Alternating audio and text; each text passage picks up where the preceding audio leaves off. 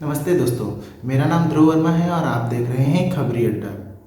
दोस्तों, आपको मैं बता दूं कि आज ये खबर जो है वो ये उत्तर प्रदेश की राजनीतिक गर्माहट, जो कि इतनी गर्माहट राजनीति में है इस समय, क्योंकि जितने भी नेता हैं वो अपना पाला बदल रहे हैं। कहीं ना कहीं 2022 के चुनाव की सुगबुगाहट नज़र आ रही है।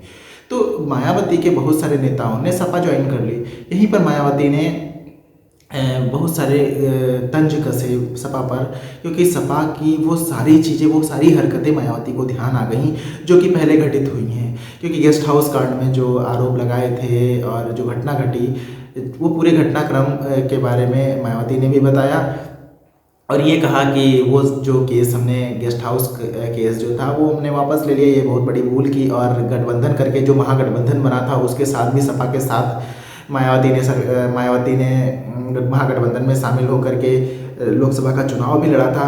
तो ये सारे सिनेरियो को देख करके मायावती ने ये कहा कि मुझसे बहुत बड़ी भूल हो गई थी, ये हमसे गलती नहीं होनी थी कि उसके साथ गठबंधन नहीं करना था सपा के साथ, क्योंकि सपा ने ये सारी चीज़ें मेरे साथ गलत चीज़ें की और हमें मरवाने की कोशिश भी की थी गेस्ट हाउस कांड में जो था।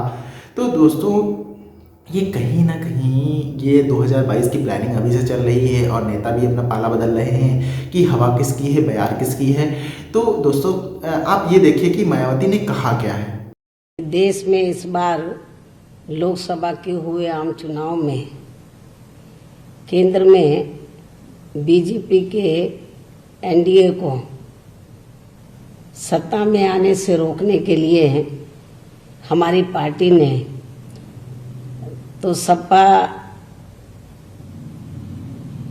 सरकार में, हमारी पार्टी ने यूपी में सपा सरकार में 2 जून सन 1995 की हुई घटना, जिसमें इनका मेरी हत्या करने का पूरा षड्यंत्र था, लेकिन कमजोर व उपेक्षित वर्गों की कृपा से ये पार्टी उस समय अपने इस षड्यंत्र में कामयाब नहीं हो सकी।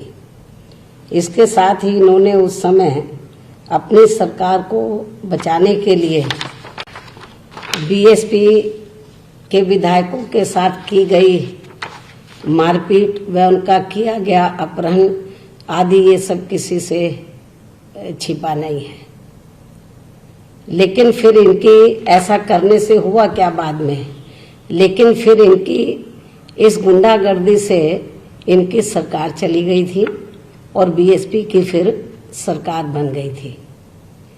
किंतु इसे कभी भी ना भुलाने वाली घटना को भी भुलाते हुए हमारी पार्टी ने देश में खासकर संकीर्ण ताकतों को कमजोर करने के लिए सपा के साथ गठबंधन करके ये लोकसभा का आम चुनाव लड़ा था, जिसमें इनके परिवार की आपसी लड़ाई की वजह से इनको इस चुनाव में इस बने गठबंधन का ज़्यादा लाभ नहीं मिल सका।